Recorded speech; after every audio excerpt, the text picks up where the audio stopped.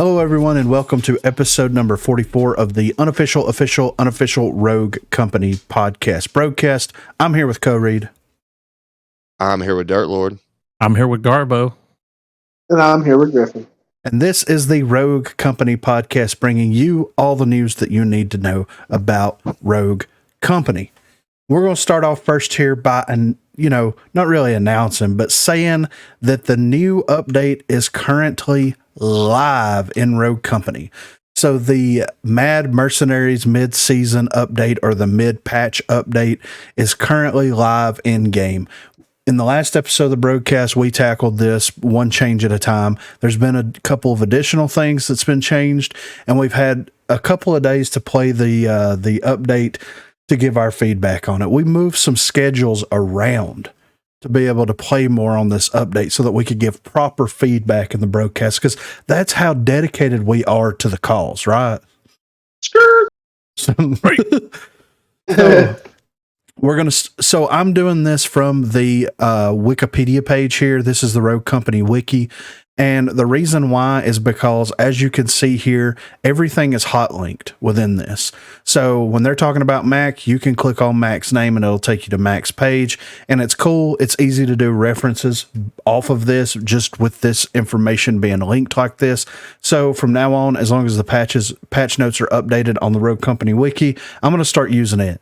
And if you don't know about the Rogue Company Wiki, go check it out, roguecompany.wiki.com. First up here, Mac. He had a nerf to his passive ability standard issue. They reduced the amount of armor repaired when downing enemies from 25 to 15. So this is a change that was very much needed, but it's one of those things where you don't notice it until you notice it. Like, until you're like, wait, I shouldn't be dead because I just downed that person. Oh, yeah, I only get 15 back instead of 25. Reducing it by 10 isn't like that significant, but it's still pretty beefy.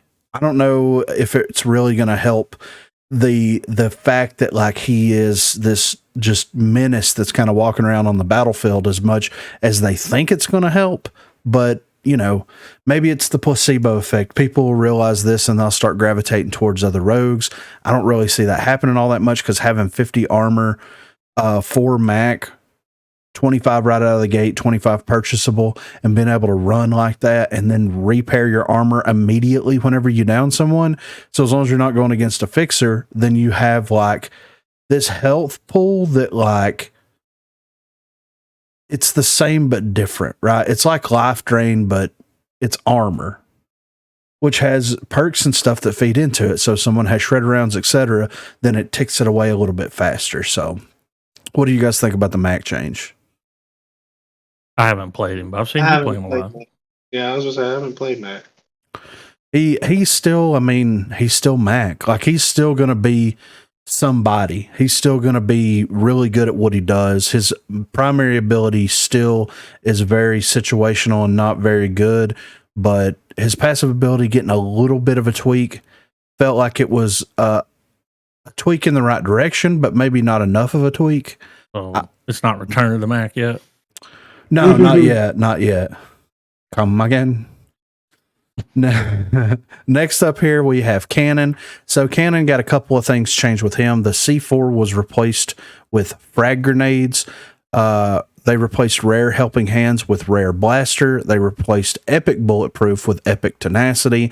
And they replaced Legendary Tenacity with Legendary Bulletproof.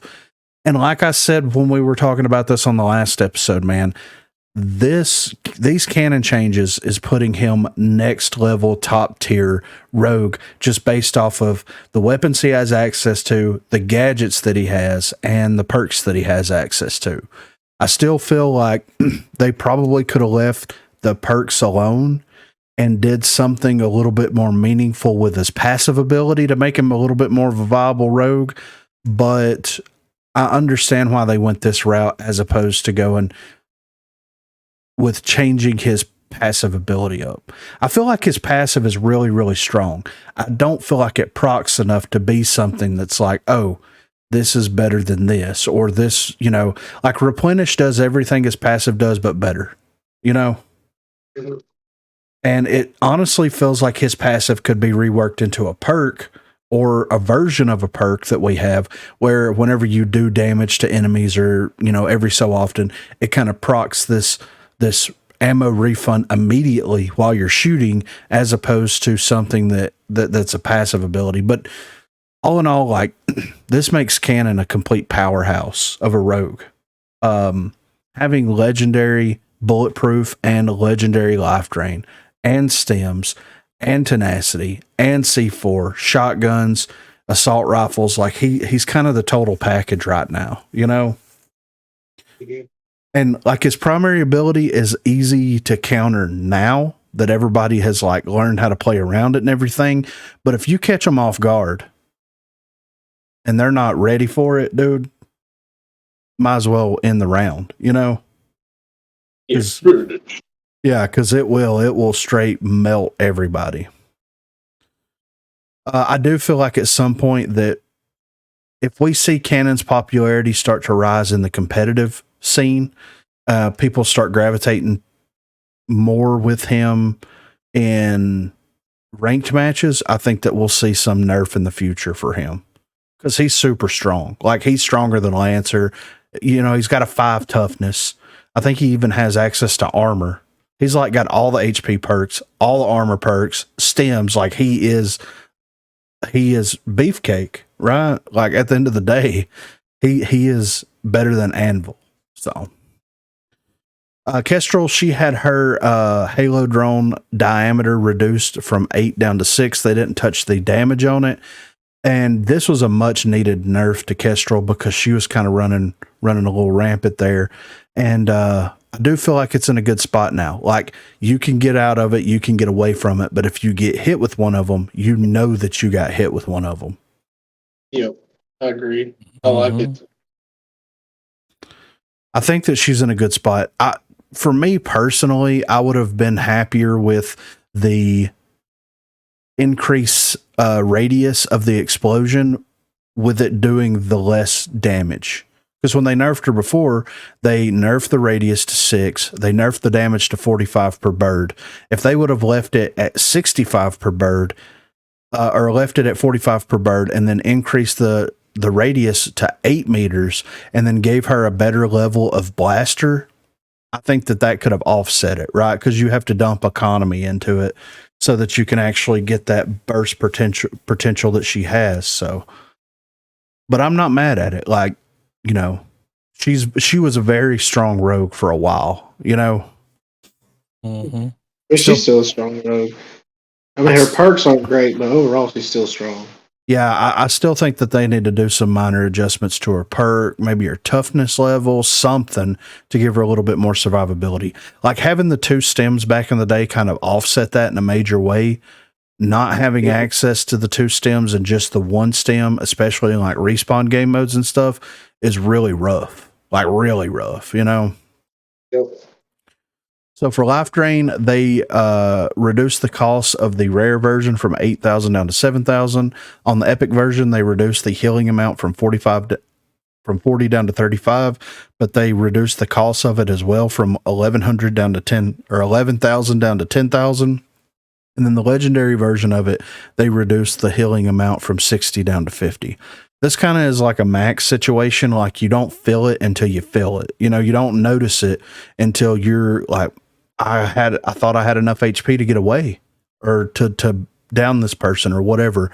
And then it's like, oh, life drain procced, but it didn't give me enough HP back because of the nerf. I'm not used to playing around it like that, I still think life drain is a problem perk, and I still think that they need to completely rework it, in my opinion. I think that they need to do something different with it, but this is a step in the right direction for sure. So Gunsmith just got the cost increases. So the rare version of Gunsmith went from 5,000 to 6,000. The epic version went from 7,500 to 8,500, and the legendary version went from 10,000 to 12,000. And this directly influences like the changes that happen to the SMGs, right? Because because like whenever you're gonna need it. Yeah, absolutely, right. And that's a cool way of balancing it out, is reducing the the damage range of the SMGs, and then also increasing the cost of gunsmiths. So if you really need that extra range and you're running a character that doesn't have access to like an assault rifle or a DMR, then you can still dump money into gunsmith and reap the benefits from that. So I'm not mad at that cost increase at all. And I find myself purchasing gunsmith a lot more than I thought that I would when they first introduced it into the game. Like, it's definitely a perk that I don't hold for it. I don't save for it, but if I have enough money to get it, I'll grab it, you know? Next up is shredder rounds. So shredder rounds had a couple of changes done to it, and then one change that actually happened.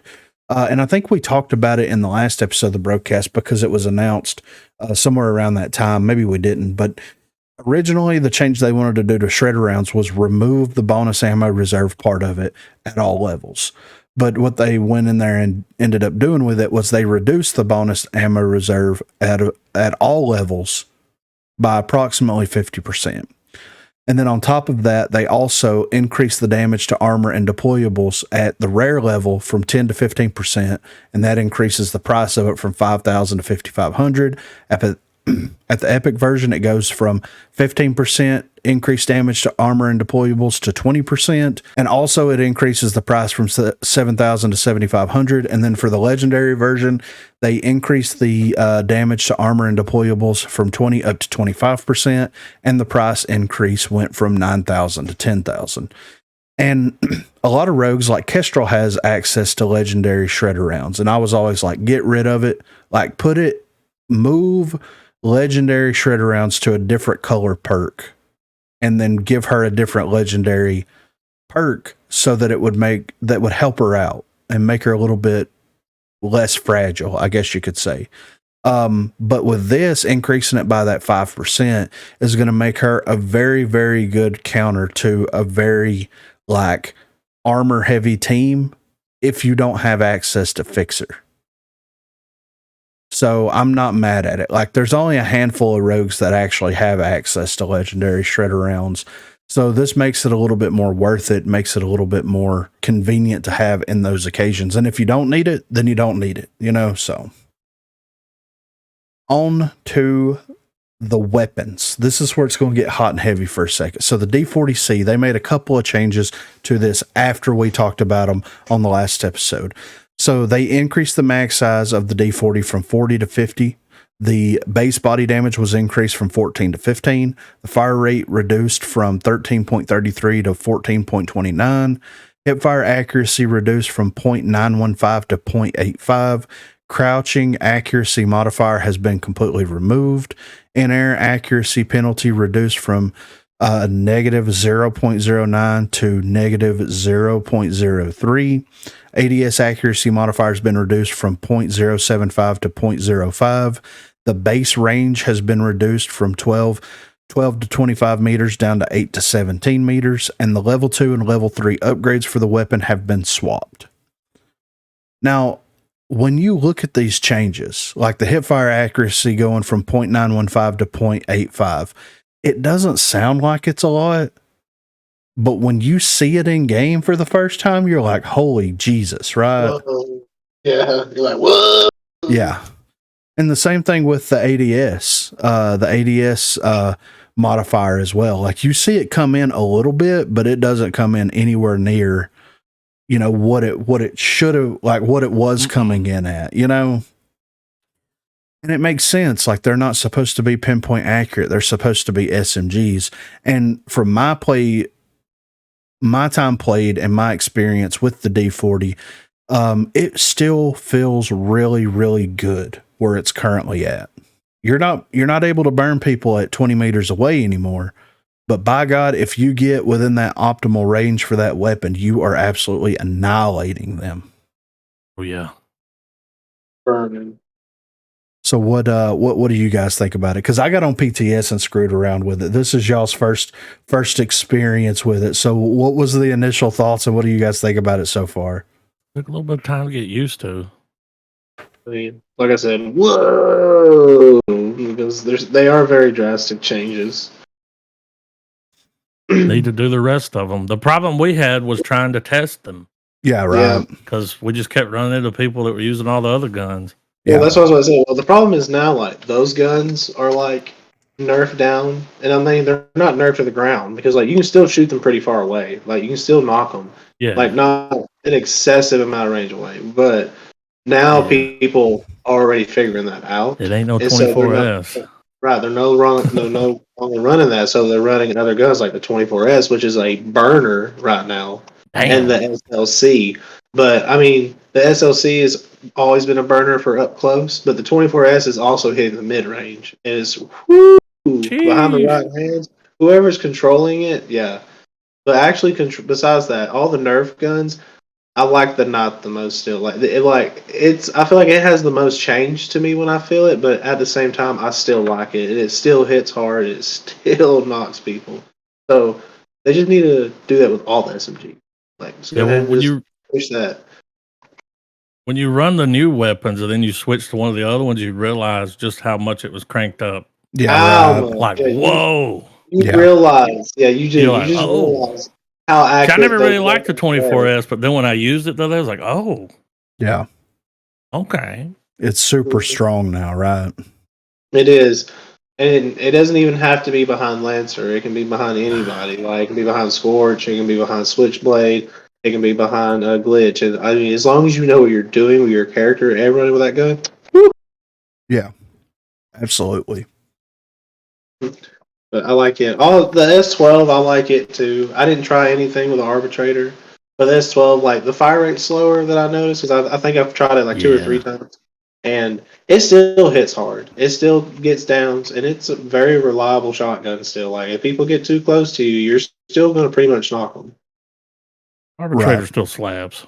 Yeah. Up close. So for the LMPX, the hipfire accuracy has been reduced from 0.915 to 0.83. The crouching accuracy modifier has been completely removed. The in-air accuracy penalty was reduced. The ADS accuracy modifier was increased from 0.075 to 0.095. Base range reduced from 14 to 26 meters down to 9 to 19 meters. The base reload speed was increased from 1.35 to 1.5. The magazine size was reduced from 30 down to 25. The level 1 upgrade increases the mag size to 30 and increases reload speed to 1.35. And the level 3 upgrade increases aim accuracy and reduces recoil. And that's something that I noticed with the D40 as well. Like, they're really pumping the idea of, if you want that play style and that experience, you can upgrade your weapon and you can still somewhat achieve it. It's not like 1 for 1, from last update to this update, but it does pull it in closer. It does make it more accurate. It does make it a little bit easier for that bloom to not just completely take control of the weapon. And the LMPX D40, I absolutely saw that 110%, and it felt good whenever you get them upgraded all the way. Like, for me, whenever I play, I'll buy a weapon, I'll buy a gadget, and then I normally buy perks, and then if I have a little bit of money left over after a round ends or whatever, I may dedicate it to the upgrading of the weapon, but I try to get those priority perks before I start upgrading it. Now when I run them, and if they're going to stay somewhat similar to how they are, I'm going to prioritize upgrading the weapons a little bit more so than getting some of the perks. It's like a trade-off system. Like, what does this rogue have access to? Like, do I really need to get life drain with Chalk? Or can I wait to get life drain because of his ability and dedicate it to investing in the weapon and then come back to it if I have enough money later on? So, but for the LMPX though, I mean, it still hits pretty good at some pretty decent ranges. Like, I mean, it's not a laser beam like it was before, like we were saying, but it still hits pretty good at some longer ranges. And the hip fire accuracy being reduced as much as it was, you can absolutely feel how much it was reduced, because before, I mean, the LMPX was almost pinpoint accurate whether you were hip firing it or ADSing it. It was almost so accurate that it would mess you up sometimes. But now it's way less accurate on the hip fire, but whenever you get that ADS going, it feels more in line with how it was before. So I like the LMPX. I think like the D40 based off of these changes is like the D40 is still kind of strong. The LMPX feels like it's in a sweet spot for me. And the Night for me, for my playing experience, feels like it could use a slight ADS buff, but we'll get into that here in just a second. But for the LMPX, what do you guys think about that one? Burbo. What? I'm LMPX. just gonna let you go first. I didn't use the LMPX. I used the D40C and the Night the most. I didn't try out the LMPX. It's the Yeah, first that's- one I went to. That's And the only boy, gun that I haven't tried. You can The tell. only reason I didn't try it was because I know how strong of a weapon it was, and I still felt like it was going to be strong. And like I know the D40 is strong, and the Night is also strong, but like LMPX has been, the SMG, so I kind of still had my faith in it. You know what I mean. So I kind of just pushed it off. Right. I get that. Yeah, the LMPX was one of the first ones that I went to as well, because I was like, it was the poster child for so long. Mm-hmm. And Yeah, it was. Exactly. yeah, And that was why I didn't even mess with it. I can see why that would be the first gun y'all mess with, but that was the one I was like, you know what? Because I know that, I'm going to go and deal with the other ones. right. I get that. And like I said, I didn't even do them all. I didn't even do the arbitrator, so, and I mean, that's because, that shotgun is just, ugh. Yeah. So next up, the Night, they increased the headshot damage from 30 up to 32. The first fall off threshold damage was increased from 0.75 to 0.09. The hipfire accuracy has been reduced from 0.94 down to 0.85.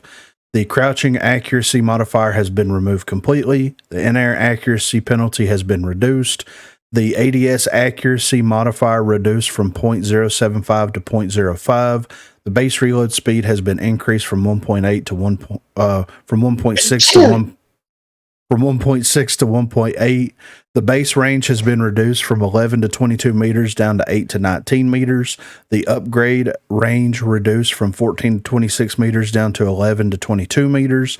The increased base total ammo from 80 to 100, and increased rare upgrade total ammo from 120 to 150. The Night still hits hard, but like I have to tweak my play style with the Night a little bit more, Yeah. I mean, and as you should, because it hits so hard. I mean, it shouldn't be one that you should just be able to burn people from so far away with that thing. Right.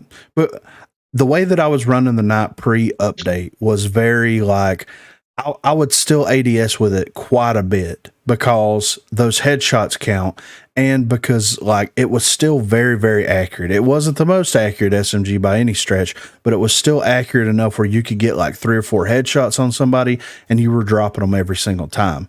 Now, whenever you ADS with the Night, it's like the crosshair doesn't even zoom in hardly at all. It's literally not even a millimeter on the screen. I thought You my game was almost, fucked up. like- And it You still could, rips up close.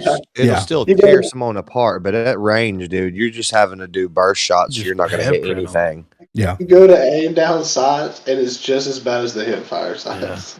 Yeah. The way you said, like, make the Night have first shot accuracy, I think that's the way to do it. If it's going to be all over the place, the first shot, that way you can at least, pop shots at range. Yeah. Less likely to down someone, but you're still going to do some damage. Right. Yeah. And that was one thing that is kind of missing from these SMG changes that was on the previous, like the PTS notes, was the bloom reset value.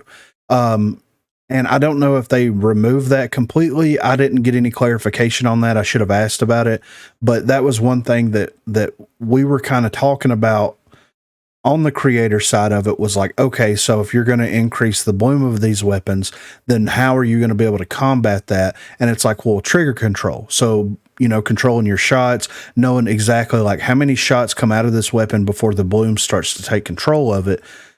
I don't know if that was removed completely. And if it was removed completely, then they need to put some functionality of that back into it, because if I can get 1 or 2 bullets out of the night and know that those first 2 bullets that come out of it are going to be pinpoint accurate, and then the bloom's going to start to take effect, then I can really start to hone in and adjust my play style based off of how this weapon is going to perform, you know? And that goes for all of the SMGs at that point. So like I said, I'm not sure if that's something that they omitted on purpose, if it was something that was not, you know, I'm not exactly sure what happened with that, but I feel like any weapon, regardless of whatever weapon it is, if you're ADSing it, the first bullet, at least at minimum, the first bullet out of that weapon should go exactly where your cursor is pointing, you know? And it's kind of the idea of like, you know, when you hip fire it, and even when you ADS with some of these weapons, you see your reticle start to bloom out more and more and more and more and more. If they're going to have those first couple of shots, they need to have a visual representation of it where whenever you ADS it, then it's like tight as it can get on your screen like it was before. And as those bullets, it's kind of like the reverse of the conviction, right? The conviction starts out really big, and the more you shoot it, it starts to tighten that crosshair in. It should be the reverse of that, so that when you aim in for and not shoot anything, it should be super tight. And then as you start shooting it and that bloom starts to take control, you should have a visible, you know, reference point where you're like, okay, this is getting too out of control. I'm not moving up on them fast enough to be able to have any of these bloom shots hit anything. I need to stop shooting, let it reset, and have a visual representation of it shrinking back down and resetting itself before you start firing again. That's just kind of where I'm at with it, you know? Mm-hmm. For the arbitrator, the fall off ranges have been reduced. So at the base, rare, and epic version, it's going from 9 to 15 meters down to 7 to 12 meters. And at the legendary version, it's going from 11 to 17 meters down to 10 to 15 meters. The fire rates have been reduced. So at base, the fire rate went from 3.33 down to 2.5. And at the rare, epic, and legendary, it went from 4.44 down to 3.33. And the base reload speed has been increased from 2.4 up to 2.8. And at rare, it loses its reload speed upgrade, but at epic and legendary, it does get a 1.8 up to a 2.0 for that reload speed reduction. I ran the arbitrator one time. Of course, you know who I had to run it on. Just to see, you know, just to see what it felt like in the hands of the broken one. And I mean, you do have to get closer to them. You do have to close that gap pretty significantly to be able to get a 2-tap down. You can still do damage to them at range. You're not going to down them, especially if you're playing against someone with a higher toughness. But you have to really close that gap. But where the arbitrator shines, in my opinion, is that headshot damage. If you headshot them at really close range and at a decent ways away, you're still getting a 1-tap headshot on them and downing them with it. Whenever you run this on other rogues that don't have access to like replenish or anything like that, then it feels much more balanced because of the longer reload speed, because of the ranges, because you're not able to close the gap as quick as you can with Lancer. So it feels more balanced. It just feels it's going to feel broken in Lancer's hand regardless. It doesn't matter if they make it to where the range on it is 2 meters. If it's going to do, you know, 150 damage at 2 meters and she can roll reload and get in and close that gap, it's still going to feel broken. That's just the reality of it. Period. Yeah. So for the S12 Tactical, currently, nope. For the S12 Tactical, the base fire rate was reduced from 3.0 down to 2.5. The reload time was slightly increased. The reduced fall-off damage from 66%/50% down to 60%/45%. And the rare upgrade properly gives a total ammo from 40 up to 50. Now, I've been running the S12 a lot. Ever since they made the shotgun changes, I started running it pretty heavily there whenever I noticed how good it was. And then I've ran it a pretty decent amount since the updates come out. And you can definitely feel those fall off ranges, you're having to 3 to 4 tap people as opposed to 2 tapping them at those ranges, but it still hits really, really hard. Mm-hmm. It performs like a shotgun. Like it legitimately perform. If they get within 5 meters of you, you can 1 to 2 tap them and they're done. If they're about 7 meters out, then and they're actively moving away from you, it's going to take 3, 4, maybe 5 shells to put them down. And that, I mean, it feels like a shotgun. It feels like it's in a pretty good spot right now. It's powerful, but it's not overpowered. It doesn't have crazy range. It feels good in my opinion. What do you think, Garbo? I also enjoy the S12, and yes, I can. You can tell. I mean, like again, you played it more than I have. Again, the fire rate was one of the things I noticed the most. It's barely noticeable, but like sometimes you just go to press it, and because you're so used to it, you're going to get in the habit of like pressing a little ahead of schedule, and so like it's not going to give you that double shot or maybe that third shot. You're going to get your first additionals, and then they're going to fall to miss one because again input. But overall, like once you get that mastered, man, that shotgun, dude. Again, once they get too close, it's over, dude. That's a good shotgun. Yeah. Like, out of all the shotguns, that is probably my favorite shotgun to run.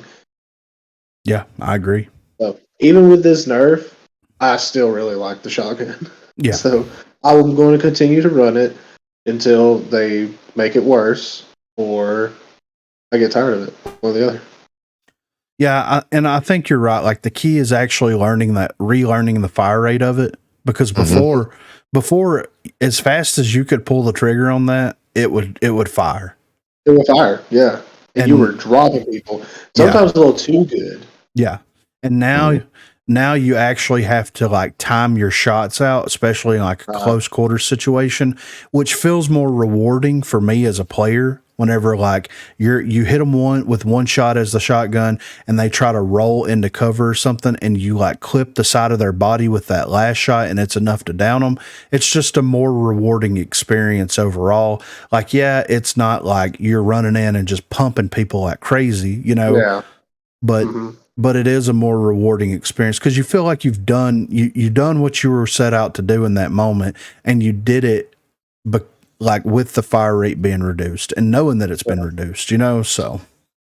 You're just not, you can't just be dependent on just pressing the trigger as fast as you can. Like you actually have to pace it. Yeah.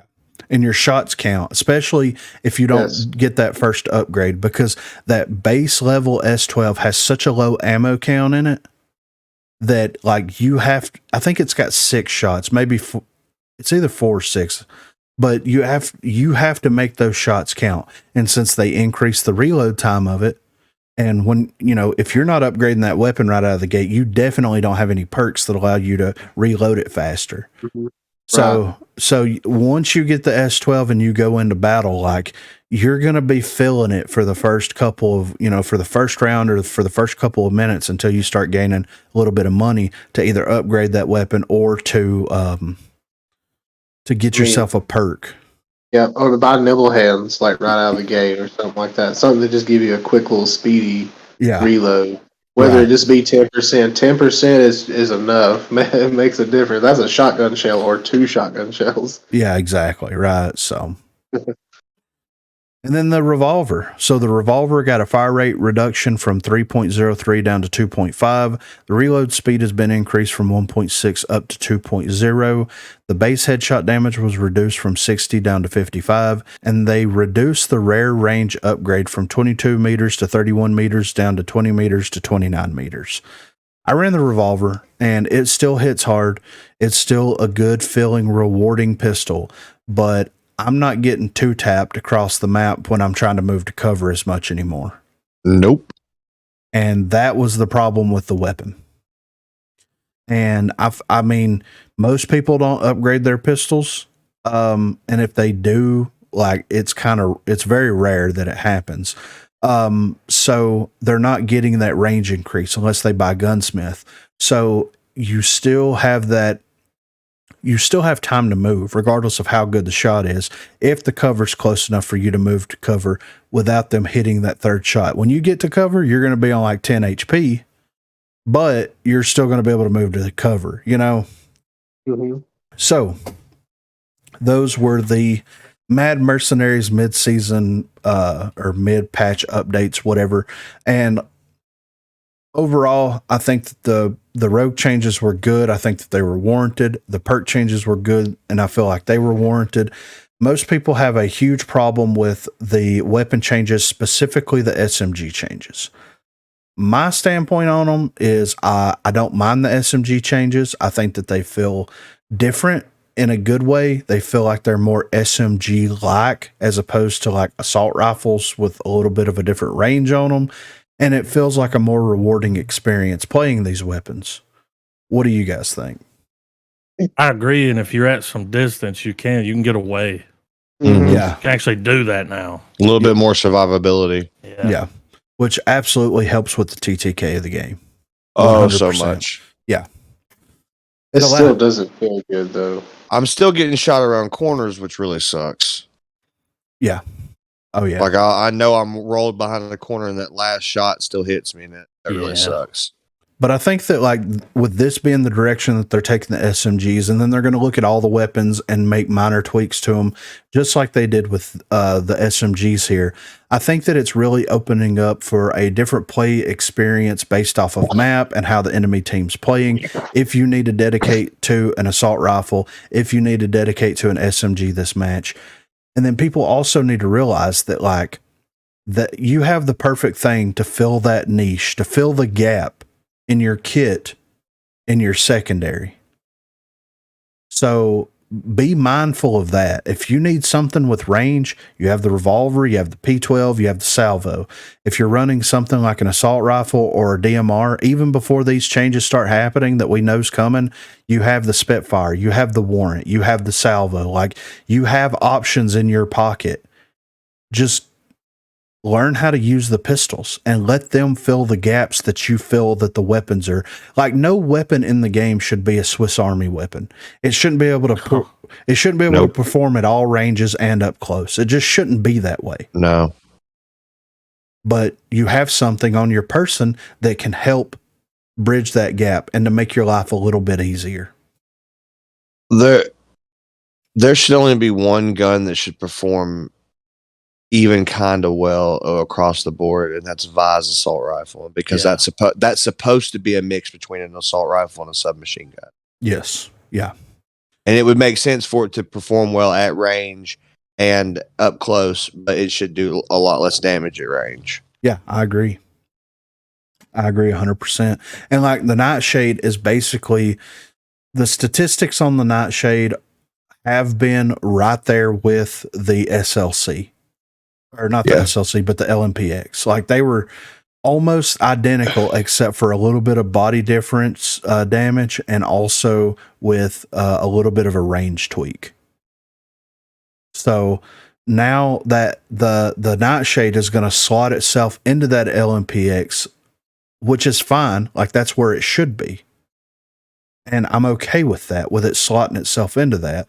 I do feel like the Nightshade is probably going to get, compared to the rest of the assault rifles, a pretty decent like bloom effect added to it to kind of give it that SMG AR-S quality. I don't think it'll be as drastic as some of the things that we've seen with the SMGs so far. And I think that as you start getting to more harder hitting, lower fire rate assault rifles, that'll start to tighten up and tighten up and tighten up. You know what I mean? So we'll see what happens with it. That's just where my head's at with it, just based off of what these changes are. But there's always like, you know, crazy things that could happen between now and then. So I think it's a good update. I really Definitely a start. Yeah, I think that it really shook everything up in a pretty good way. It's got the community getting involved. You see people kind of taking sides on certain things. People posting screenshots, arguments are happening. It's great. It's back where Rogue Company needed to be. You see the passionate fan base arguing both sides of their point, you know? So, And if you're mad about the SMG range, use an AR. Exactly. That's what it's there for. Exactly. So next up, this is something that I wanted to hit on real quick. So Vanessa Victoria, Posh Chick, posted this over on Twitter, and this actually happened today as of recording this, but I wanted to kind of bring it to everyone's attention. So join us for our at Rogue Company stream event. Board members and content creators will be getting together to have some fun and go over the new update changes with ROCO lead designer. Spread the word and be sure to use our new hashtag ROCO 2023. And of course, Kay Bolin was the one that hosted all of this. It's of course started today as of recording this at 4 p.m. Eastern time. I showed up, played a couple of matches, gave a little bit of feedback and whatnot.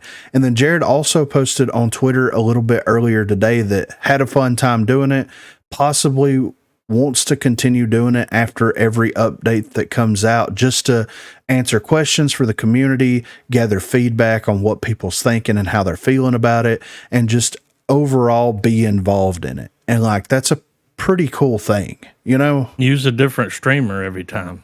Yeah, exactly. Yeah, I saw that. Yeah. And I think that that's a fantastic idea. Yeah. I mean, there was people in there asking questions. There was content creators in there asking questions. Whether it was about the update, future things coming into the game, even statistics like the 3 most picked rogues, the 3 least picked rogues, like all this kind of stuff, just laying out just good information and conveying it to the community and being like, look, even in that event, he was like, look, we hit the SMGs a little too hard. In the next update, you're probably going to see some adjustments, possibly to the bloom or to the ADS, things like that. Be on the lookout for those changes. But I mean, it takes a big person, first of all, to put themselves out there in that regard, especially whenever you have a community like Rogue Company. And I don't mean that in a negative way. It's just a very passionate community, and then to be like, yeah, we kind of did this a little bit too much. So just in the next update, we're going to reel it back in a little bit. So I understand your frustrations now, but when the next update comes out, give me feedback on that as well. I mean, it takes a big person to be able to admit that, own up to it. Exactly. Right. We haven't had that. No, not at all. So, this kind of feeds into the next topic as well. So Jared actually posted this on Twitter on February the 7th. So morning, hashtag Rogue Company. It is the dawn of a new day and a long awaited balance update. I'm very excited and anxious to see the first one of the year out in your hands. This patch will herald a balance cadence of 3 weeks, with the next one kicking off the 2023 preseason. This balance patch schedule will run alongside our main release patches, which are longer, and these first couple of ones will have some big changes to shake things up, each one putting us one step toward what we feel to be a stronger path for ROCO. I encourage you to read the designer notes and the patch notes to help get a better grasp of what our plans are for ROCO. This game didn't get this far without our players' passion for it, and we want to bring you all along for the ride. And with that means we will maintain full transparency over our intentions with ROCO, and with it, a hunger for feedback. With that said, once the doors open up, get out there, try the new changes, adapt to it, give feedback, and have fun. See you out there.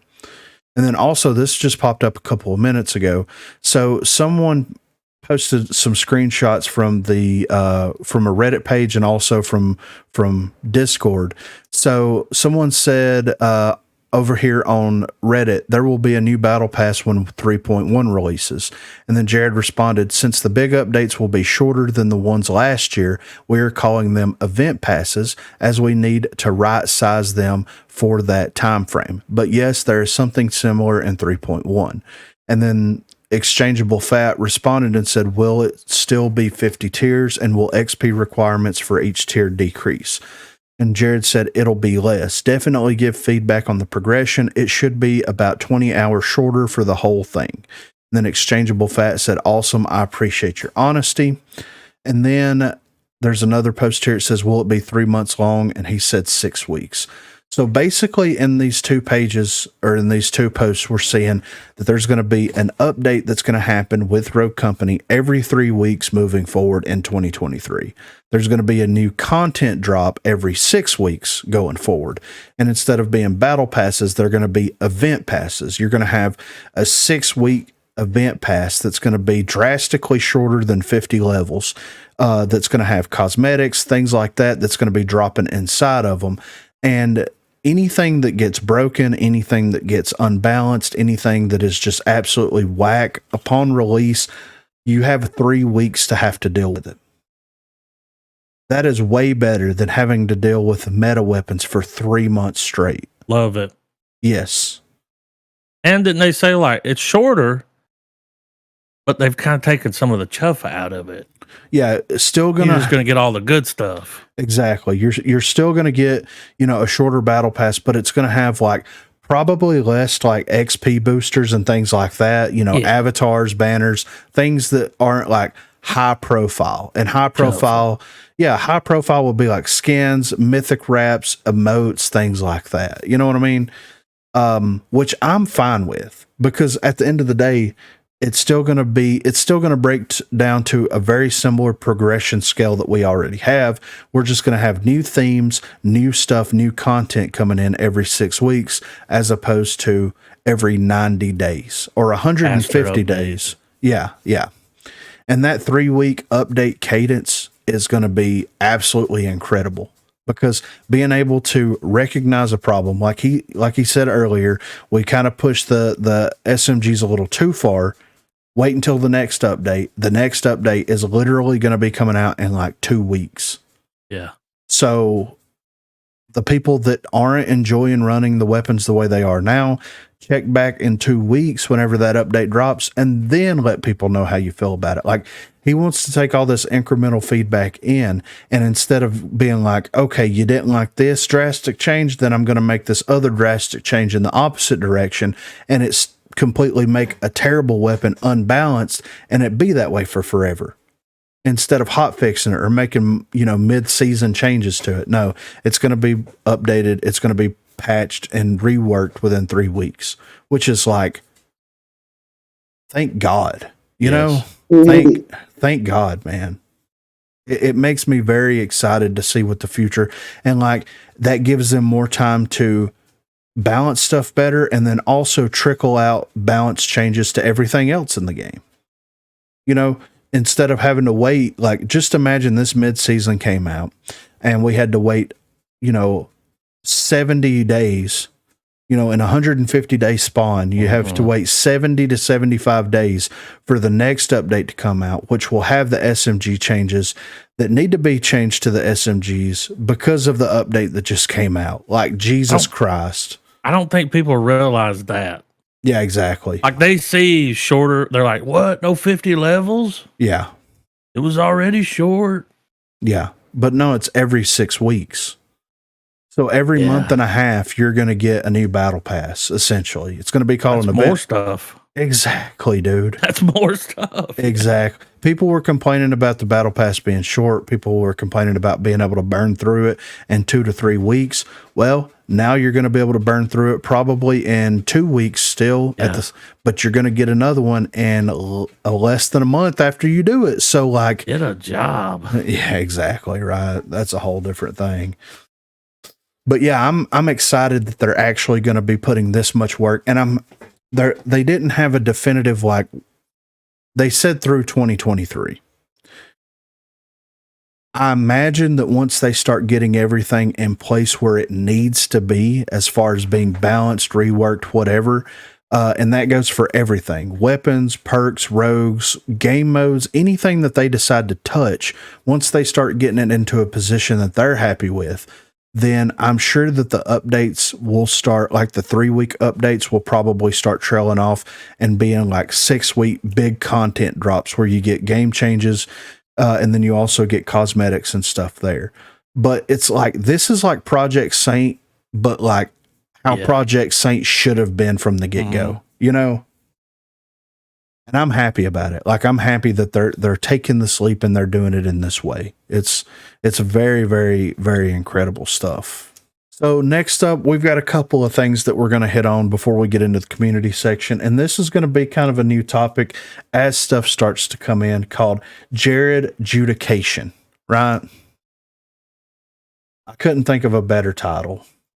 So that's what we're going with. Adjudication is countable and uncountable plural judications, the act of judging judgment, right?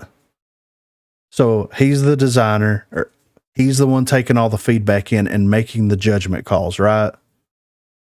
I felt like it kind of fit, you know, you know what I mean? It fits.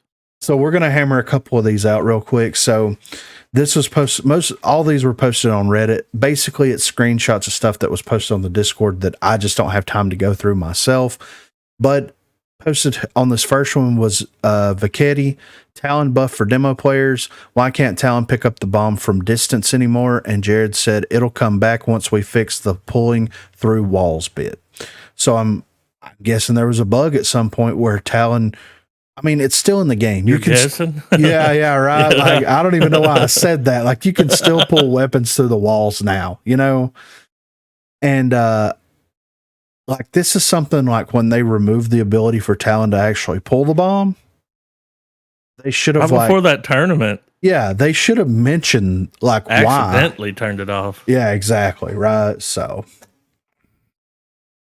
which is good. Like, I'm excited for Talon because he's been indirectly nerfed so much to the point where, like, my own brother's like, why should I play Talon? Well, he's got good perks. Really yeah. Like, I don't know. He's a cool character. Yeah, I know. The dart's cool if they don't destroy it, you know? So that's good for Talon. Next up is exchangeable fat. Details on likely replenish changes. So this is what was said. Like up to 50% mag refresh on down for the legendary or something. Full clip is too good in my opinion. I do need to also fix it from proccing off of eliminations. Do percentage mag reload and scale it. I need to break replenishes back too. So replenish right now is just one perk at like the epic level, and whenever you get it down, it refunds your ammo. Whenever you get that elimination, whether you get it or someone else thirsts it, you get that replenish proc again. I don't think that it should do that. I don't know why they did that to begin with. Like if someone's down and you thirst the down, then maybe proc the replenish on it, but don't give it for both times. You know what I mean? Especially if you're not the one that's thirsting the person that you downed. And then like a percentage based replenish and being able to spread it out to other rogues where it's like 50%, 35%, 15% or something like that. I'm all for that. I think that that's a great idea because it is a very, very, very strong perk. Very strong perk.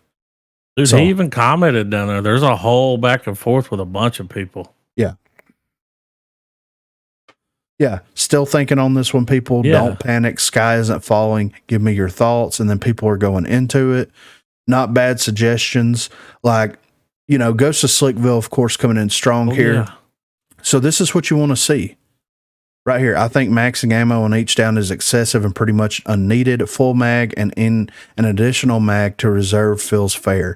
You can't spray mindlessly and get your ammo back after one down, but you can't afford some inaccuracies, bloom issues to be had due to mag refill and one reserve mag upon down. And then he said, "You right." So I mean, he's taking in all of this feedback here, and he's basing the change off of this one perk alone, off of all this feedback that's inside of this, and anybody else that contributes on the Discord or wherever else, which is like should have been happening all along. Yeah, I mean, but you know, and look, no one's really being mean. No, they're just feedback. Yeah, exactly right. So next up here, Ibex will become a 4 burst SMG.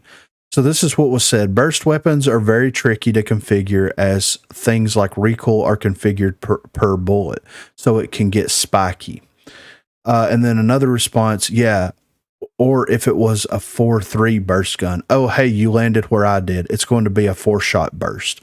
I'm fine with that. Adjust the damage values to it because like you feel like you're missing every middle bullet anyway when you use the Ibex.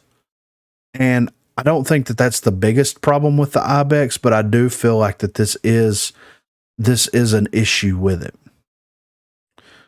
And then down here he said not much change to its bloom actually. Just submitted changes to dev. It'll be the more precise SMG because of how impactful burst is to recoil and bloom. I'll be watching it closely, using its identity to be the more surgical SMG. Then somebody said ibex meta confirmed. Yeah. so that's kind of funny. But yeah, I mean, that makes sense. And that's going to make the ibex like, hey, you want those pinpoint accuracy shots? Use the ibex. That's what you know what I mean? Like, that's what it's there for, you know? So something. Yeah, exactly. Right.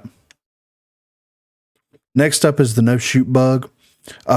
Worst bug in the game, you can only walk, swap weapons, or melee. Yeah, I hate it. It's on my bounty list for the engineering team. I want it dead ASAP. I've seen 2 vids of it from 2 years ago. Seems like it's been a thing for quite a while. Different crew, different priorities. Not proud of it, and I'm working to correct things. So, and then you have a lot of people in the comments. Like, this fucking bug right here. You know what I mean? We all know what he's talking about. Yeah, right. So that's going to be great. Like, we were playing the other night and Tally had the bug. Garbos had the bug. Like, a lot of people have had the bugs. And it seems like a lot of people that are playing on like older gen hardware seem to have a more occurring bug. But it shouldn't be a bug at all to begin with. And, and the sooner that they get that figured out, and that goes for even whenever like you can't shoot your weapon for whatever reason. Right. That bug's hit me several times. Oh, yeah. You know, it sucks whenever you roll and you see someone and you start to fire immediately. Oh, you got the drop? Yeah. Yeah. And then your gun don't shoot? Yeah, exactly. You're right. just standing there like without getting shot. Like, Yeah. So I'm glad that they're taking a look at all of this stuff and how it interacts in game and like actually looking for some way to fix that. Next up is possible return of Rogue Switch at halftime. So I know you're probably busy being an absolute Chad right now, but I'm guessing that what they said was blah, blah, blah, blah, blah. Potentially there was a nasty bug with the halftime switch that is preventing its return for demo. It's on my list to revisit. And this was the response or the question. I know you're probably busy being an absolute Chad right now, but I had a quick question. Will it ever be a consideration to return mid-game rogue switches? I wouldn't be upset by that. I really enjoyed the fact that you could switch rogues mid-game. Yeah. You were able, it helped the play, like the customizability and stuff, because like if they had a glitch or if they had someone who needed a glitch to counter, then you could switch around and do that. Bring the pistol round back too. Mm-hmm. Right. You know what I'm saying? I'm all for that too. Yeah. Mm-hmm. Why have pistol mastery if you don't really use it that much? Why'd they take it? Yeah. And my question with this switching at halftime thing is like, let's say in a ranked environment, you go through the picks and ban system, right? You switch at halftime. Are you going to be rebanning rogues? Oh. Because they are potentially going to be upping the ban count as well from 1 rogue per team to 2 rogues per team. That's going to be massive. Oh, yeah. Well, with more rogues being brought into the game, it makes sense to up that count eventually, at least. Yeah. So with that being said, it's like if we swap sides and it's time to pick again, when we ban the first time, is that banning for the entire game right out of the gate? And then whenever you swap sides, then you do draft pick all over again? Because if you do, I'm not mad at it. You know what I mean? I don't see them doing that because it would take more time. Right. And I feel like they want to streamline their games. Yeah, I could see that. But it would take more time. They could swap it up though, where like, okay, let's say that you're going to swap at halftime, pick 2 rogues. Oh, you see what I'm pre-pick them? Yeah. Pre-pick them. There's a couple of avenues they could go down and to make this actually work. I would like the idea more so of going in there and doing the draft pick process over, because you've played the team for the first half, you know their play style. And if you're swapping from offense to defense, then you're absolutely going to want to try to prioritize picks based off of the play style in the previous round. So that's going to be a massive thing. So they may do something, and that's another idea that they're throwing around, is reducing the amount of time that it takes for you to pick rogues in ranked, because right now it's like 45 seconds per pick. If someone doesn't lock in, then it goes through the entire 45 seconds. So that's 8 minutes just about. Yeah. So you're spending 10 to 15 minutes locking your rogues in before you get into the match. Then if they do it at halftime, like, it's good to break up the momentum, but do you really want to break it up for 15 minutes? Like, you know what I'm saying? That's a lot, so I'm sure they'll find some way to work around that, but I would not be angry whatsoever at having the halftime, being able to repick rogues. Because, I mean, if we're going to run Lancer shotgun, and we're going to run Lancer shotgun. You know what I'm saying? I like the ability to readjust. Yeah, absolutely. Especially if, say, you're having a bad rant or a bad go with the character that you picked. You're like, well, I'm just going to try somebody else, see if I can do a little bit better. Yeah. And it might not be a bad idea for them to also consider this as well.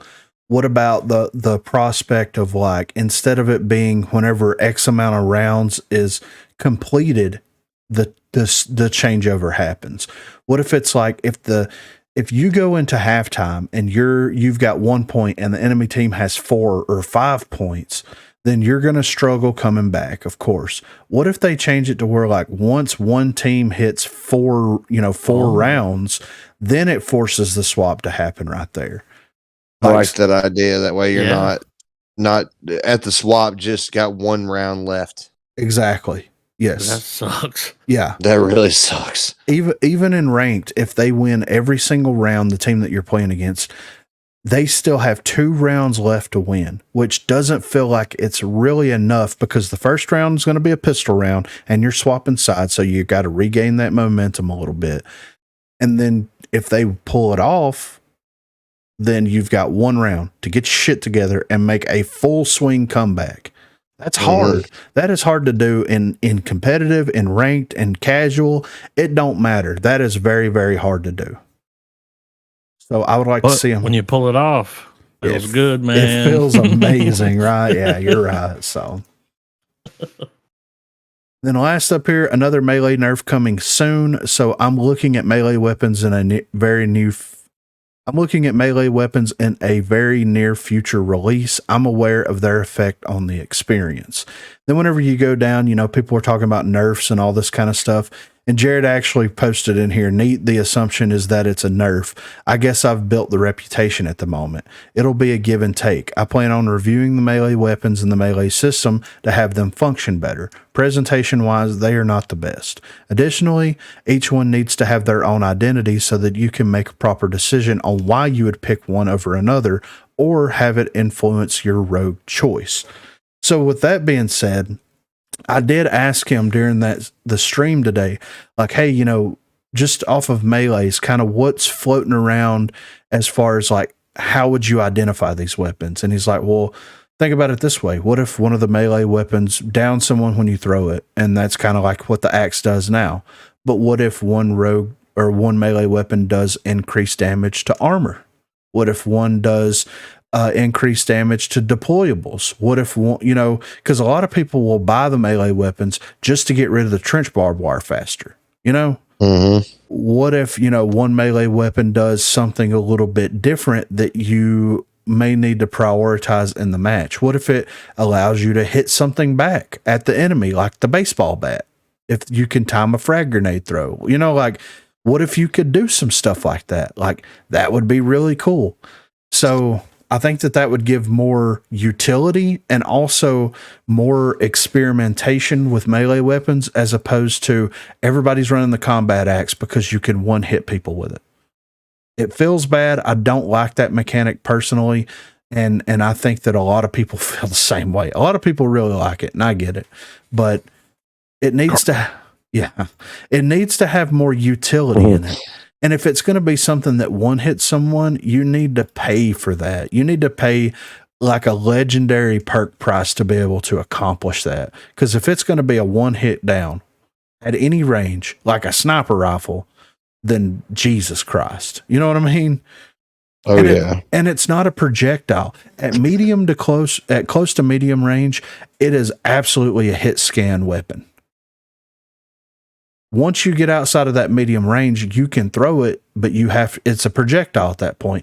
You have to gauge how quick they're moving and throw it ahead of them so that you actually capitalize on it. It shouldn't be a hit scan ever. Ever. So, but yeah, that was our first Jared Judication, and we're going to continue going with this as long as people keep posting incredible things that he's popped up on social media or in the Discord and spread around like seeds in the Rogue Company field, just trying, and we're out there sowing those oats. You know what I mean?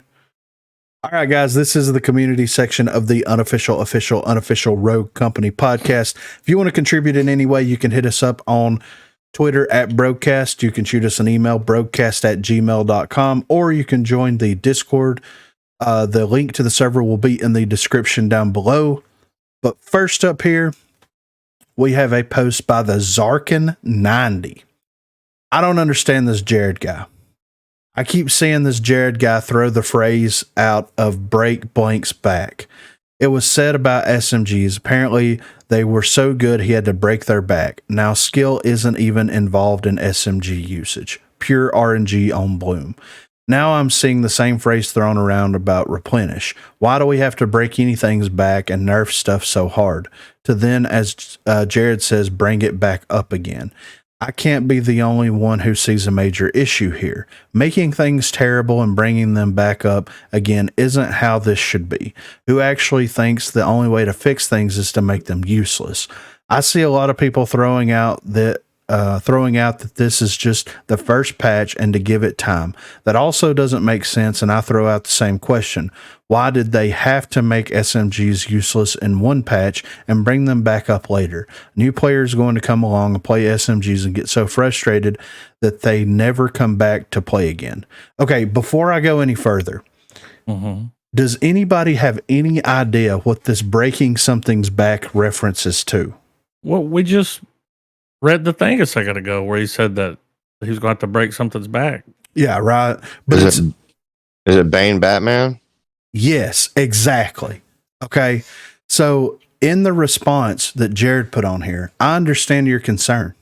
I've been with this game since the beginning, and when I was given this opportunity, there was many discussions on what to do. A lot of this was around depth, mastery, and identity. Such things needed to be strengthened. Balance-wise, the game was in a stagnant place after not being balanced for so long. I apologize on behalf of First Watch for that. And after doing some real digging into how our weapons were configured, they needed to be rebuilt in order to really balance them properly. Hence the phrase, as it was a fun reference to Batman and Bane, where Batman came back stronger than ever after having his back broken by Bane. This rework needed to happen, and we took it down this particular path with accuracy and range while also pumping up the mobility freedom of SMGs along with the added potency of close range so that players can properly be aggressive and position into those optimal ranges. We aren't immune to feedback, and each change can be subject to improvements and adjustments based on how things pan out. We have the luxury of a faster balance patch cycle to make that happen. There was some whiplash for sure, but there's always room for conversation on where we can go from here. So I want to assure you that we have the best intentions and want to have open and active communication with our players as we move through 2023. It's a team effort to make this game great, so keep playing, give the changes a good try, and give feedback. Side note, I'm not going to do anything major or drastic with Replenish. The other thread, I had a very nice conversation with many of you, and I found a good outcome. Upvote. Yeah, right. So I thought it was pretty interesting, like him using the phrase break something's back. As soon as I read that, I'm like, he's obviously I knew exactly what it was as soon Yeah. as you said it. Yeah. But think about how old we are, how old Yeah. we can assume Jared is, and how old 90% of the player base is. Well, I mean, even that 90% of the player base definitely watched The Dark Knight, right? Yeah, Dark Knight Rises or whatever. I Like, didn't retain it though. yeah, that's the whole idea, is that he got his back broken and then he came back stronger and beat the fuck out of him. yeah, exactly. And like breaking something's back and like making it not useless, but bringing it down a peg and putting like, he can't just like go in there and like completely rework all the weapons the way that they should be. You know why? No. He doesn't know. The developers doesn't know how there's an idea of how these weapons should fundamentally work within a video game, but there's no magic number that you can associate with all these weapons to be like, okay, this is going to be the hard hitting SMG that's going to have, pretty rough ADS. So we put these numbers in here. There's not a formula, like it's experimentation, it's trial and error. And something else that was noted on the live stream earlier today was like, you had 2 to 3 different designers and lead developers and all this stuff attached to the game. You had, this group that wanted to focus on a more single life game mode demolitions play style. So the weapons were balanced around this play style. And then when another guy came in, they wanted to focus more on respawn modes because that's what the majority of the people were playing. So they made all those weapon changes to fit the respawn game modes. That's where a lot of the bloom got, erased out of the game. That's where a lot of that stuff initially came from. Now it's all spaghettied together in this clusterfuck of like what this actually is. And he's having to sift through this sand pit to find the nuggets of what this gun and these weapons should actually be. It's a trash pit, dude. He took on one hell of a job. Exactly. The state it's in. Like, and so far is doing an exceptional job at it. Yeah, for sure. You got to give him credit. Oh, yeah.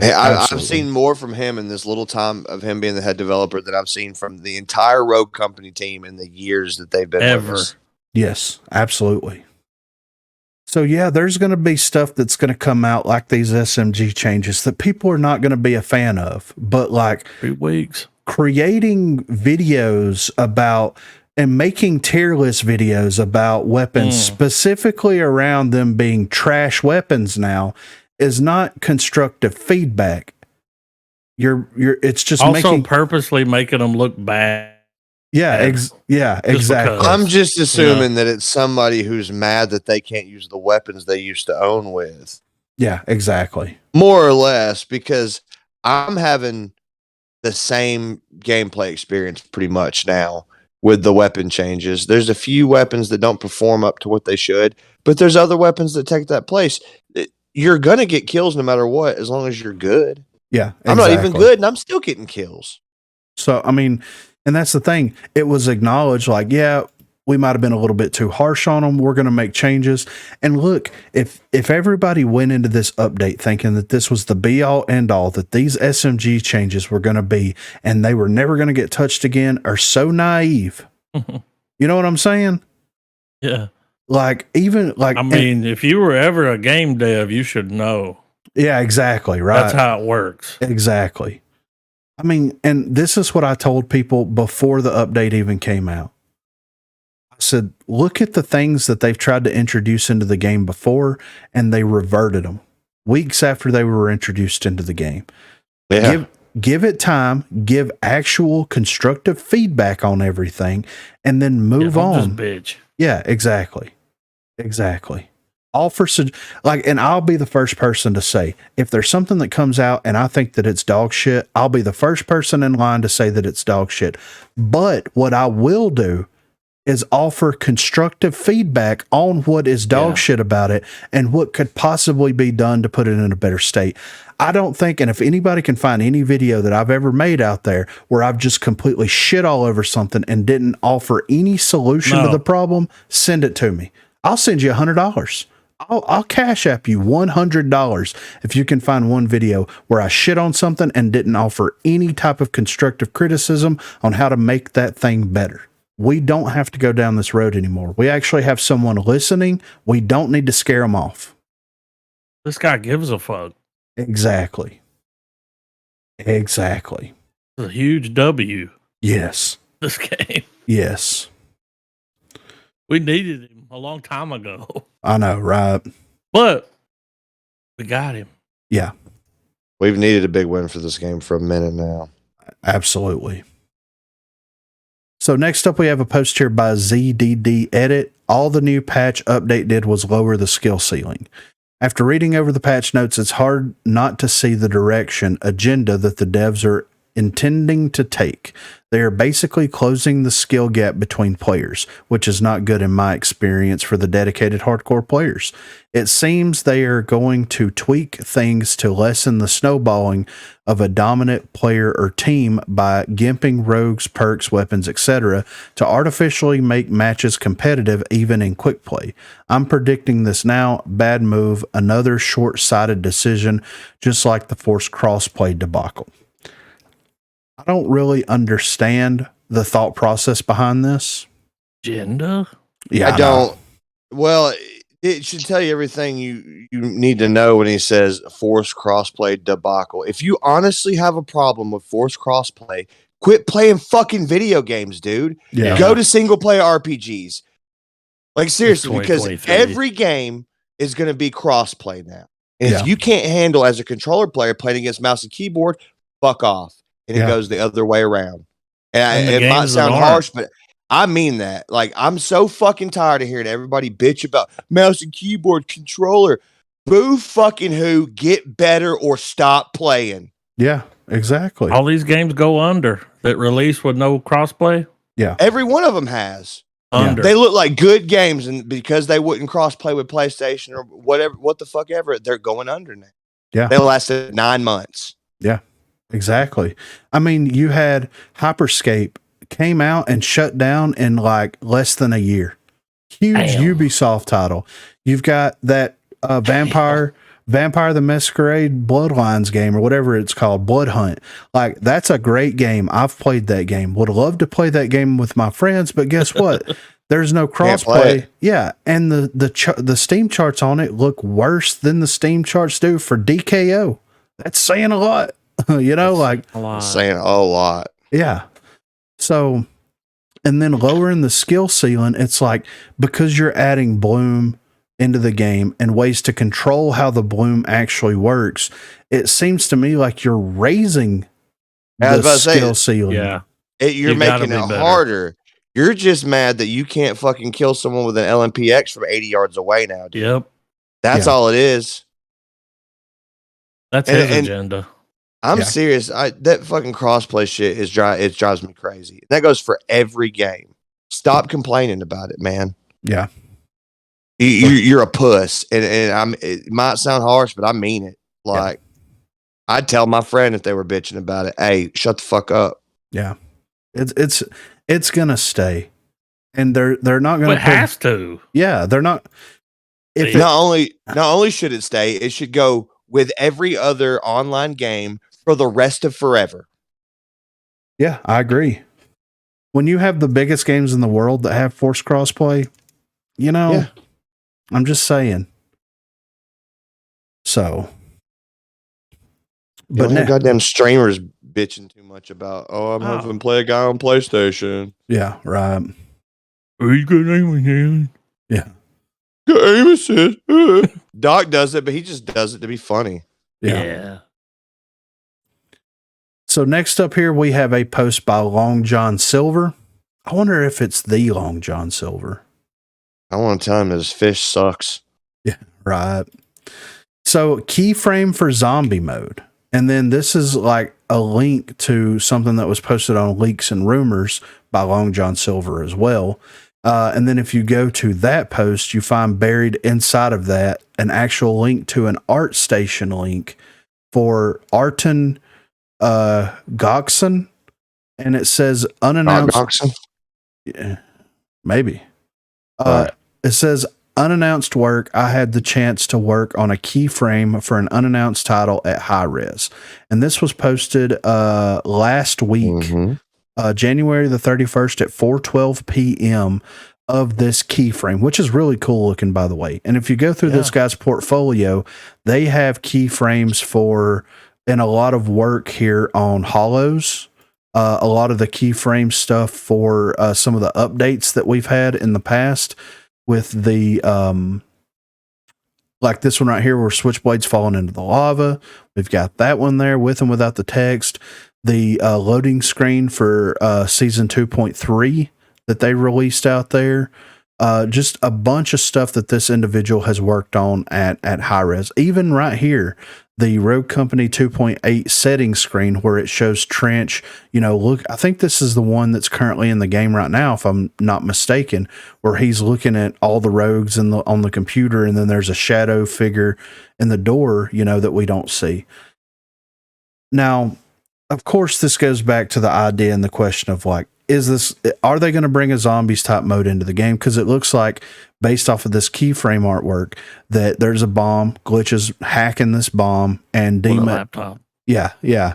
And Dima, not with his with his iPad, and Dima is kind of fighting off the zombie menace as Glitch is trying to do this. So, I mean, is this a potential horde mode? Yeah, exactly. Is this a PvE mode that's coming in? Is this going to be an event type mode that's going to be coming in for a short amount of time? I know that there's a ton of people out there that are begging for a PvE type game mode to come into Rogue Company. And something like that would be very simple. I know that it would take a lot of work. And I know that was something as well that was addressed, that like, the AI needs to be brought up to a more comprehensible level in regards of what it's doing, instead of attacking walls. Yes, exactly. Yeah. So that's definitely something that could be in the pipeline. Probably not for 2023, but this could be something that they're working on, because like, if they could go in there and configure the AI to attack the nearest player, and they have the spawn points littered throughout the map for the AI, even if it's something that digs up out of the ground or just appears, it really doesn't matter. Then they could go in there and make a dummy AI that's decent enough to put up some type of fight, where the challenge comes down to the amount of entities that you're fighting, as opposed to how lethal those entities actually are. You know what I mean? So there's some workarounds that they could do for that. They could overwhelm you with numbers instead of power. But we'll see. I mean, it would be cool if they did this. It would be cool and this would get really old really fucking fast, but if they did it for like a week during Halloween, where every game mode you played, there was just zombies spawning and running after it. You know what I mean? Like, just something different, something crazy like that, but who knows what's going to happen. Like, and I like this artwork a lot. I like that they use the Heist Dema skin. I like that the blood's that glowing green color. Like, it really pops in the artwork here. So that makes me interested to see what they have coming up in the future for that. Wouldn't be mad at it. All right, next up, we have a post here by Obi-Wan Kenobi. What are your top 3 issues you'd want fixed? Reasonable. For me, I would say the open store menu being stuck on the screen during the duration of the game hinders sightlines and makes everything a tinge more difficult. These latency symbols have been in every single game I've played. Sometimes I will get lagged around and end up dead before I can react. And game chat. I know some people prefer not to talk for obvious reasons gamers experience, but for those who do, game chat sometimes cuts out randomly. It can make communicating with players on different platforms difficult. And I mean, basically this goes back to like servers, right? Servers need to be addressed at some point. The game chat thing really isn't too much of an issue, because, Discord is coming to PlayStation soon. And it's already on Xbox. So there's ways to work around the game chat thing. This open store menu thing, though, Jesus almighty. And those symbols. Yeah, it sucks. It sucks. I just want to be able to turn those symbols off. Yeah. Right. I don't need to know. I know that it's, Yeah, that it's running like crap. I don't need it. Yeah, right. It's distracting too. Like, yeah. And then a couple of people said, server lag, backfill, armor, things like that. Matchmaking servers, SMGs, which is after the update, of course, 20 hours ago. Save the day, which is backfill, no shoot bug, and loadout balances on rogues like Anvil, Mac, and Lancer, to name a few. Right here, crossplay, pro scene. How are those two things in the same? Like, okay, how is pro scene a bug or an issue that you want fixed? And how are you going to play in the pro scene with no crossplay, when all the people that are playing in the pro scene, the majority are playing on PC, even though they're using controller. What? You know, like, what?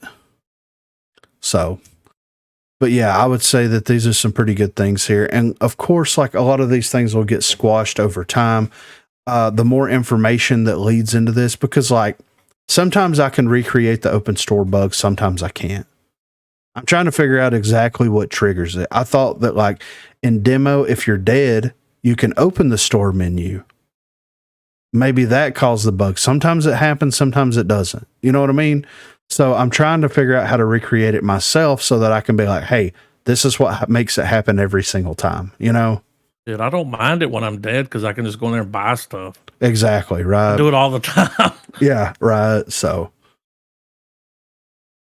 all right, next up, we have a post here by 3Jed21, how I'd personally tackle a replenish nerf. So this kind of feeds into what we were talking about earlier, but I think that 3Jed has some pretty interesting takes here. As some of you may know, Jared, the lead designer, has been discussing a possible replenish nerf. This is how I'd personally go about nerfing, reworking replenish. Remove the replenishing effect that you get when an enemy you've already downed bleeds out, which makes replenish strictly downs only, like a life drain. Create a rare variant of replenish, which replenishes your ammo to 50% of your clip capacity. The prices for the different rarities of replenish would be as follows. Rare would be 8,000, epic would be 12,000, and legendary restock, which already exists in the game, is 15,000. Adding a rare variant of replenish that only refills an ammo clip to 50% of its capacity would help to change the balancing of some rogues. For example, bulky characters with replenish could get it downgraded to rare, while more fragile replenish characters can retain epic replenish, and characters with legendary restock will now have to pay extra to buy that perk. Side note, if replenish and restock are still deemed too good after these changes, a possible extra nerf could be removing replenish and restock's ability to grant essentially infinite ammo by always replenishing the reserve ammo count, essentially making it so that replenish and restock grant instant clip refills using the ammo in your reserves. Curious what everyone's thoughts on this are. So I think that that's an interesting way of tackling it for sure. And then upping the restock to 15,000. I mean, that's not really a bad idea. You know what I mean? Like, it's a very powerful perk in a lot of ways, you know? So I would not be upset at that, but I thought that was interesting way of tackling that. Jared even said way down there, not a bad suggestion. I mean, there you go. Way down, a lot of feedback there. Yeah, yeah, and that's good. Like, it's good that the community's getting engaged and involved in this. You know what I mean? So, last up here, this is something that I'm super excited about. Leaks about the next rogue, the upcoming battle pass, and more. So these are leaks, of course, on Reddit that are potentially showing what could be coming in the next update, and also what the new character could look like. So this first photo that they have out of 16,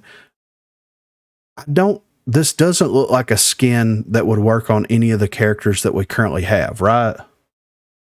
So is this the new character model? And if so, I'm cool with it. Like, I think it looks interesting, you know? Next up is the roadie stuff. I'm going to skip past all that. All right. After that, we get the Archangel Juke skin, which looks super cool, by the way. I like the way that looks a ton. I think it looks really cool. The Demon Days Dema skin. I mean, dude. Let's go. This is what I like. This is what I want right here, because this looks absolutely incredible. It's Dema with a goat I wish head. I could see the rest of him. I know, right? But that's enough. Yeah, that's an instant purchase. You know what I mean? Dude. Instant purchase. Gotta have it. Next up is the Wicked Glimpse skin, which if you zoom in on this one, she has horns, which is pretty cool. I like the aesthetic of the red and purple as the skin color. And then like that black and gray or black and silver suit that she has on. I do like that a lot. I kind of like it more than the Fox one, you know? And then next up, we have the mainframe juke skin, which is, I mean, it looks like a juke skin, but it's got like neon lights and stuff all over it, which is pretty cool. It's kind of got like a glitch effect to it, you know? And then the next thing after that is a possible bundle. So all the leaks except the second and third image are from blah, blah, blah, blah over on Instagram. There's not a write-up on this one, but this looks like a starter pack bundle possibly for the next season, where you get a weapon wrap, you get, of course, 300 rogue bucks, and then that juke skin. And I'm assuming if you don't own juke, it'll probably come with juke as well. And that weapon wrap looks like that Trapper Keeper, but Saved by the Bell. Holler, yeah. Right, with the pink and Yeah. it's got very Saved by the Bell vibes to it, you know? God, I pulled that one out. And then we get some images here for the possible thumbnail artwork for High Castle 2, which, I mean, Like if the lights. yeah, We haven't seen it skinned out. I know, right? So that looks really cool. I like that a ton. It looks dark there. Yeah, right. You know, than it did before. Yeah, yeah. And then the next photo after that is the top-down view of is that the top High Castle. Is that the top-down view of Yeah, High you can Castle? see the helicopter. Oh yeah, that's right. Yeah. Yeah. There's some areas that Looks are like big. blacked out. Yeah, it looks really Man. big, right? Yeah. So that's pretty interesting. They're adding a lot to this. A lot. And then we have a couple of emotes. Here. So flower offering is a pretty interesting emote. I guess you're going to be smelling a flower and throwing it possibly. Then the kiss it where you're smacking your ass. I mean, Nothing toxic about that. yeah, right. And then we get some thumbnail art. It looks like avatars, right? So we get that Archangel skin avatar there. We get the glimpse skin art there. And then we have a couple of banners here, which is like, that one's super cool with the angel That is wings and cool. everything. Like, that's really awesome. And then here, last up, we have Scaducci Everybody, right? So we already have Scaducci skins for a decent amount of rogues. Like, you know, you've got the Saint one here, you know, there's some of them that already exist, but this is like, or wait a minute. If I saw a thing where there's going to be a drop, like a loot box for the Scaducci. okay, well, I'm sitting here thinking like, what if they increase the cap to like 15 and this is the reward for 15 for the character levels? Yeah, someone put a picture. They had this photo, Yeah. and then they had another one where it was showing you in the store how you could see the supply drops, like they did the one for Christmas. Yeah. It was a Scaducci one, Okay. so you could just Scaducci out the whole crew. That's what I want, really. You know, I like the Scaducci skins, you know, and like some of them, like I said, already exist. Like the Anvil one already exists. There's a couple of them there, but I do like that. Just glitch. yeah. So having those Scaducci skins is going to be like, yes, give them to me, you know. But I want that Dima skin so bad I can't stand it, dude. I want it right now, and that Juke skin. If they make it somehow whenever she juke boots that her wings come out, Oh, shit. forget about it, dude. You know? But they take no damage. Yeah, exactly. Like that, they don't have a hitbox, you know? But you're juking. Yeah. So it looks like that the next possible battle pass that they're going to be coming out with is going to be like an Angels and Demons theme, or I like it. yeah, I do too. I mean, and that kind of gives like, it's a little bit different. It gives a little bit of like an alternate narrative, you know, in an alternate universe, like Dima's a demon, you know, with the fucking goat head, you know, and then you have Juke as an angel and all that stuff. It's interesting that there's only 3 skins here, and possibly that has something to do with the event passes being 6 weeks as opposed to 3 months or 4 months, however long they've been, which I'm fine with. Like, we're only getting 4 skins and 50 levels. If they drop this down to like 25 levels or 20 levels, whatever they decide to go with, and we're still going to get 3 skins out of it, we're winning still, you know? So I'm very happy with that. I want that demon skin so bad. God, it's so cool looking. But this has been episode number 44 of the unofficial Rogue Company podcast. If you want to contribute in any way, you can hit us up on Twitter at Broguecast. You can shoot us an email, broguecast@gmail.com, or you can join the Discord. The link to the server will be in the description down below. But for this episode, I'm here with Co Reed. I'm here with Durlord. I'm here with Garbo. And I'm here with Griffin. And thank you guys so much for listening. Thank you guys so much for watching. And we will catch you guys on the next episode. Have a good one, guys. #ROCO 2023.